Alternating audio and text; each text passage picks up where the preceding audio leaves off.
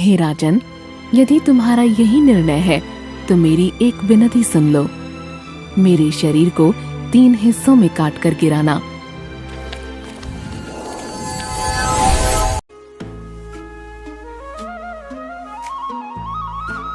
मेरे मन में आज ये विचार आया है कि एक ऐसा महल बनाया जाए जो अपने आप में अनूठा हो।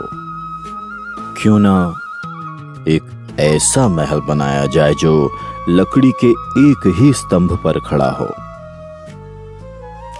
मैंने देवदार के वृक्ष से अपने नए महल का स्तंभ बनाने का निश्चय किया है।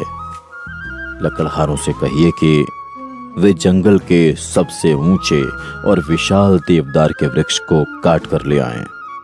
देवदार के वृक्ष से तो सिर्फ मंदिर बनाए जाते हैं। यह तो और भी अच्छा है। मेरा महल भी मंदिर जैसा महिमावान बनेगा। महाराज, पर्वतों पर बहुत बड़े बड़े वृक्ष हैं, लेकिन इन्हें यहाँ खींच कर लाना संभव नहीं है। उन्हें घोड़ों से खिंचवाओ। महाराज, वे वृक्ष इतने विशाल हैं कि हमारे घोड़े उन्हें 1 इंच भी नहीं हिला पाए। अच्छा, तो हाथियों को लेकर जाओ। महाराज, हाथी पर्वतों पर चढ़ ही नहीं पाए। ठीक है, तो अपने राज्य से ही देवदार का कोई वैसा ही विशाल वृक्ष ढूंढ कर लाओ। महाराज, महल के निकट ही देवदार का एक विशाल वृक्ष है। ठीक है, उसे काट कर लाओ। हे वन देवी, राजा ने आपके इस वृक्ष को काटकर महल का स्तंभ बनाने का निर्णय लिया है। हमें बहुत दुख है कि अब हम आपकी पूजा अर्चना कैसे कर पाएंगे। ठीक है भक्तों, मैं कुछ करती हूँ। हे राजन, मैं देवदार के वृक्ष की देवी हूँ। पता चला है आप मुझे काटना चाहते हैं। कृपया यह विचार त्याग दें। हे देवी, मैं तो वृक्ष को काटने का निर्णय ले चुका हूँ। राजन, लोग सैकड़ों वर्षों से मेरी पूजा करते हैं।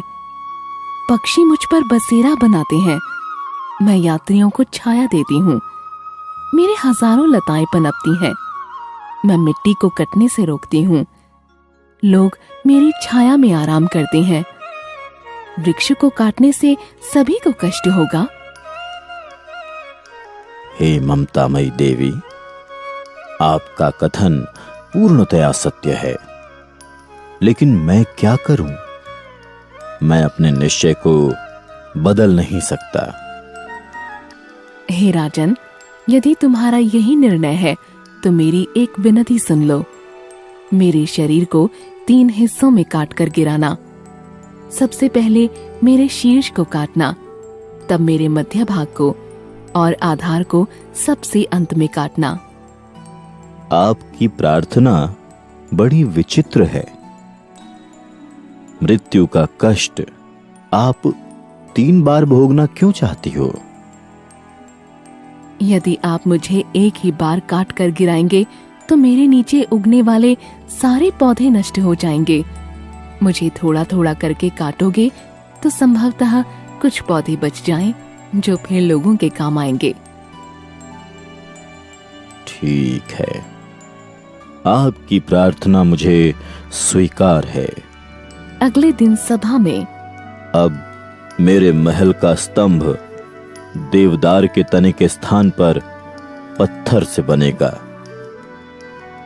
वृक्ष पर एक महान आत्मा रहती है जो सब लोगों की भलाई का काम करती है। वृक्ष को अब नहीं काटा जाएगा। चलो, अब हम लोग भी लकड़ी की जगह पत्थर का मकान बनाएं।